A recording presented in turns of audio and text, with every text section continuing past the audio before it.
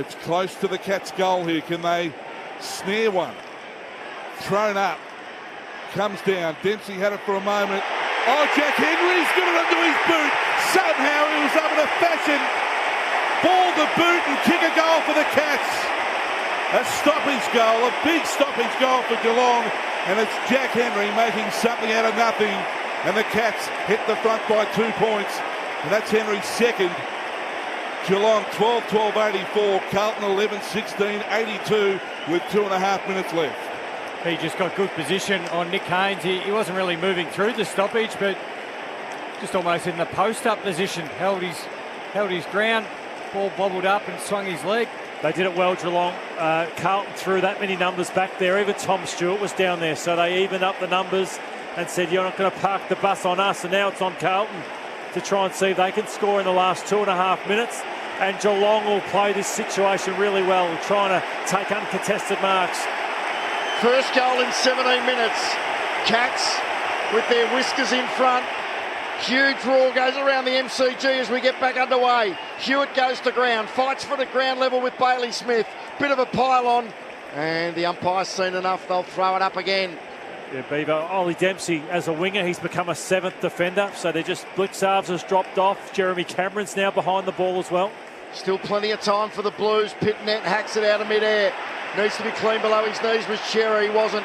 Cowan emerges with it though. Off the side of the boot, and Blitzarves takes the saving mark at left half back. Still 2.25 minutes remaining thanks to the white glove mover.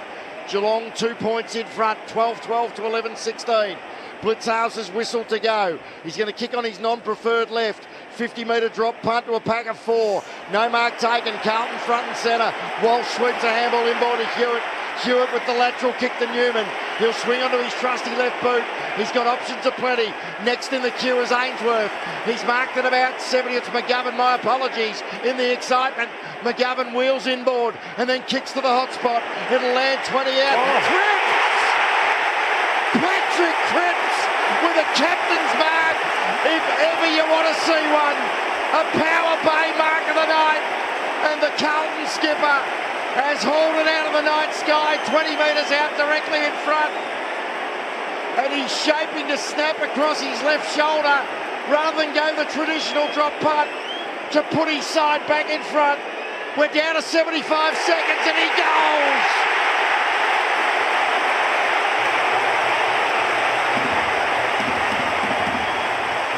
Carlton back in front with 70 seconds remaining. 12-16-88.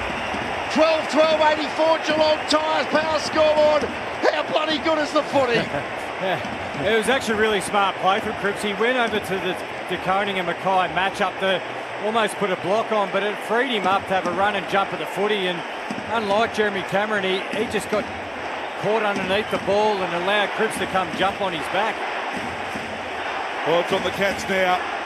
They're down by 4 with 1 minute 11 left to play. Carlton deserve this win tonight. They've been the better team, but can the Cats get it done late? We are back in the middle with Carlton leading by 4. Edwards and Pitnet. Pitnet got the better of it. Who can run onto it? O'Connor goes to ground. Edwards with a big tackle, and the umpire says, I will have it. And ball it up. We're just forward of the middle for the Cats. Tom Stewart's charging forward as an extra forward as well. Knocked down. Bailey Smith. Quick kick inside the 50 for Geelong. Dangerfield dived for it but couldn't take it. Weitering had to scramble it onto his boot. It's out wide. It's tumbling towards the boundary line. Fresh area. He couldn't punch it that time, Haynes. He got it on. Then the big smother came. It's over the boundary line. It was O'Sheen Mullen who lunged at that. And it's over. We're going to have a throw-in just outside the 50 for the Cats. Ollie Dempsey, top of the goal square, telling everyone to get out. 4-point ball game in favour of Carlton. 60 out from Geelong's goal as the umpire throws it back into play. Shallow throw in. Edwards was able to win it down. Who can gather? It'll be a stoppage as Holmes lays the tackle. It's just inside the 50 now for Geelong. Can they scramble a goal with 36 left? So many players around the footy as you'd expect, and Carlton get the clearance. Florent tumbles a punt forward. No mark taken. Cats have to be very clean from here, but Kemp grabs the football, wriggles free, handballs in favour of Mackay. Can the big fella pick it up? Just bundled over the boundary line though, and we'll have a throw in, but it took another 17 seconds off the clock, and we're slightly into the Blues attacking half. 19 seconds remaining. Carlton clinging to a 4-point lead. What a famous win this is going to be. If the Blues 3 and 8 can hang on against the Cats 8 and 3. Pitnet and Blitzarves. DeConing goes to green. He was caught high. They're going to have to take the advantage as they do. Dangerfield emerges with it. Handballs over the top, but it's intercepted. Grabbed by Newman. It's going to be enough. Carlton are going to hang on and win. The crowd is absolutely heaving. Siren, and Carlton win. They win their third in a row. Josh Fraser, the Messiah. The Blues 12-16-88. Geelong 12-12-84. Some initial observations from Jimmy Bartel and Matthew Lloyd after another sensational night of sporting theatre here at the G. Yeah, great night at the Loud House, Beaver. Well called. And it was their key players around the ball, and they deserved this win. They were much better for most of the night. Contested possession, clearance. You look at Walsh, Cripps and Smith. They've had 21 clearances between them. Big Mark Pitney was fantastic in the ruck, but Harry Mackay's second half was excellent as well. So they had contributors everywhere, and I think it was the lesser lights early in the game that kept them in it with tackling pressure and outnumbering, and they just kept hanging on. And then it felt like they had more run as the game went on and were able to get the game on their terms. And we were worried because a little bit of clean ball and polish going inside forward 50, but they started to find some marks and put the Cats under the pressure. And in the big moments, in the last couple of minutes, it was actually the Cats who fumbled and missed some handballs and poor skill execution. So they turned the tables on the Cats tonight. They just would be ecstatic. You know, Graham Wright and these guys have been pretty chuffed in the rooms after the first two games against Western Bulldogs and Port Adelaide. But to take the scalp of Geelong, that's another level. You know, and they'll be daring to dream of wildcard round now. Carlton, with the form they're in, they've got a pretty good run, I think, coming up. But I thought they smashed Geelong around the ball. Their clearance game, 44-31 clearances, 7 for Walsh, 8 to Patrick Cripps, 6 to Jagger Smith was sensational. George Hewitt had 4.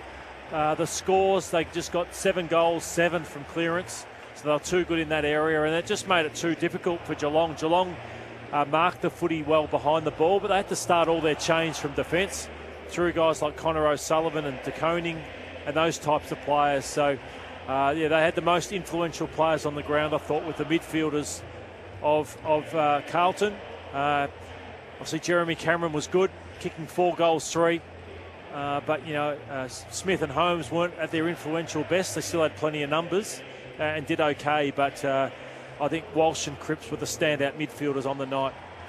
And as you said, Lloydie, the draw does open up for the Blues now. In fact, tonight was the start of their run in at the halfway mark of the season. Tonight was the start of a run of 11 of their final 12 games, either here at the MCG or at Marvel Stadium. They've only got 1 travel remaining. That's to Western Sydney to take on the Giants in round 15. And if you look at their next batch of 4 games, they're now 4 and 8. They play the Bombers next Sunday night here at the MCG. They'll be heavily favoured to win that one, although who knows whether the new coach bounce will apply to the Sashes as well. Then after the bye, the Giants in Sydney, but then they've got West Coast at Marvel Stadium and Richmond here at the MCG before it gets a bit tougher, so they could really get right back in the mix in the next month. Yeah, they can take on anyone right now with the way they're playing and the confidence, and it's a different looking side too to what it was earlier in the year with Ison coming in and the young man who kicked 2 goals early in Flynn Young. Akers back in the side on the wing. Burn looks lively. Yeah, Burn looks lively as well. So it's a little bit of a different mix to what they've got. But Will Hayward's a different player now. Yeah. You know, the way he's playing, 17 disposals and 3 goals. Cripps is their best recruit since Fraser's taken over, because he's become one of the best 5 to 10 players in the game again. Patrick Cripps, 30 disposals, and that big moment late in the game where he took that big grab over the top of Jeremy Cameron. He stood up massively. And then Sam Walsh, apart from kicking 3 behinds, I thought he was magnificent as well. I said half jokingly, sorry, Matty, during the call, if they did hang on, is it early signs of the Teague train from 7 years ago? And, by geez, well, he hasn't put a foot wrong, Josh Fraser, has he? No, I think because he just cleared the air straight away, he's doing it with a clear mind. We spoke about this pre-game, Beaver, by him taking in being the senior coaching role, it's allowed all the assistants to maintain their roles that they've had all year. So they can be as close to business as usual on match day in the coaching box. We said it last week, the week before that, Michael Voss, how would he be feeling like this is, where was this under Michael Voss? This is a completely different team, isn't it? It is, but I don't know. He had a fair while, Michael, and this year, what were they? 1 win and 8 losses would have been when he was there. So, he had enough chances, and they just couldn't see that out. Where there's no doubt they're playing better football. It's a far better brand. They don't put the handbrake on. They just keep playing with dare, and the ball movement is so much better. They look so much more dangerous inside forward 50 as a result of the ball movement that's coming in. And they've got, as you highlighted, Beaver, the Bombers, the Bye, the Giants and Marvel, all sides on this form, you'd have them as favourites. We can get back down to Jackie Reid. Well, thanks so much for your time, Jacob. Now, that was an absolute thriller. I was just saying before, you've joined us for a few heartbreaking losses this year. Must be such a relief to get over the line there. Yeah, it is. It's nice to have a smile on the face for the 3rd or 4th time this year, and some pretty good vibes in the rooms now. So, an unbelievable win against a quality side that are in some really good form. So we went in with a great plan. We had some people come back into the side, and I think the young boys have been doing a super job. Your leaders also stood up, yourself, but Sam Walsh and Paddy Cripson, who was enormous at the end then. That massive clunk and goal, so important. Yeah, no, 100%. I mean, it's been difficult.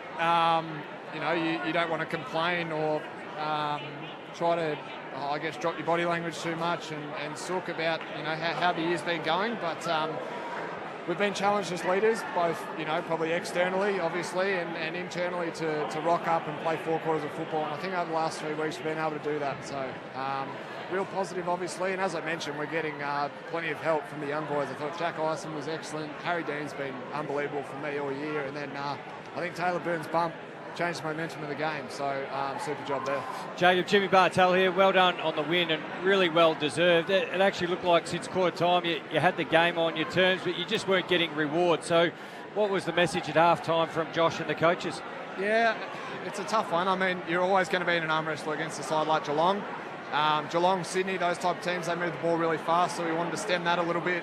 We kept the game, on our terms with the ball, but as you mentioned, we probably just couldn't get the scores on the board. So an arm wrestle's an arm wrestle. You've got to play in those sort of games, and as I mentioned, guys stood up in their moments, and the big skip got it done at the end. Is there any theme or, common language that you're using in the last couple of weeks? Is it, is it lighter? Is it take the game on? Is it take risk? Is there something that's just been constantly told to the group? Nothing drastic compared to what we had under Vossi. Nothing intangible. I mean, it's hard, and I think we've had probably some conversation around Vossi and maybe the selfless nature of his decision. And you probably can't really grasp it. It happens in the AFL when a coach gets moved on. There's a little bit of weight off the shoulders, and you could probably credit Vossi with the way he went about himself. So credit to him, and allowed us to probably free ourselves up a little bit. And you've probably seen the results the last 3 weeks. Jacob, you touched on the plan that you come into the game with. Was it just, as you said before, the way you wanted to control the ball with ball in hand? Yeah, 100%. I mean, we wanted to stick to our strengths as well. We're obviously very good in the contest. Strong contested team, and we are moving the ball with a bit more speed and flow. I feel like we're taking it off the line. We're being, I wouldn't say courageous, we just want to go through the middle a lot more. And guys like Jagger, Ollie Florent, Billy Wilson off half-back, Newey have been terrific, and then the boys are getting to work up forward as well. So you've got to kick a winning score, you've also got to defend bloody well against a quality side, and that's what we've done. And your captain's form the last 3 weeks has been massive, and he took the big grab to kick the winning goal. How have you seen the way that he's been freed up since the move? Because he seems to be playing better footy the last 3 weeks. Yeah, I didn't think he had that vertical in him. Pretty decent mark and obviously finish for him. But that's Patrick Cripps to a T. He's a two-time Brownlow medalist. He's won countless best and fairest. He never complains. He plays under duress, injury, all the sort, and cops a fair bit, obviously, being at a big club when we're not going well. So he's been unbelievable for us as leaders, backing us and making sure that we're playing to our strengths, and he's obviously getting it done himself. Speaking of under duress, we know the big injury you copped during State of Origin. You're hanging for the bye in a couple of weeks?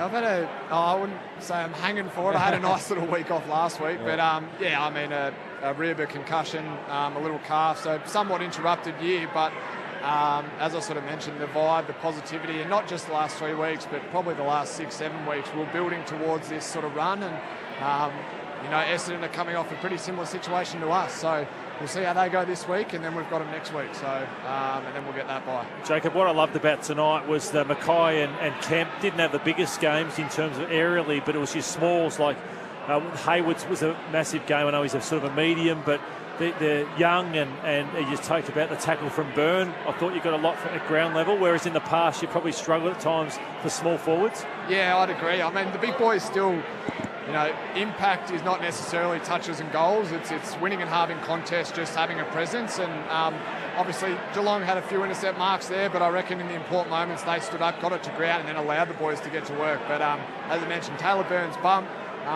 Flinny Young got on the end of a couple. Frankie Evans has been terrific. Benny Ainsworth, Will Hayward, sort of wing, half forward. We've got a good mix at the moment. We feel like we're getting a bit of chemistry as well, and that'll only help in the back end of the year. Jacob, thanks for joining us. Nothing like winning on a Friday night. Enjoy the weekend, enjoy the 9-day break, and we'll see you back here at the G against the Bombers on Sunday week. Will do. Appreciate it, guys.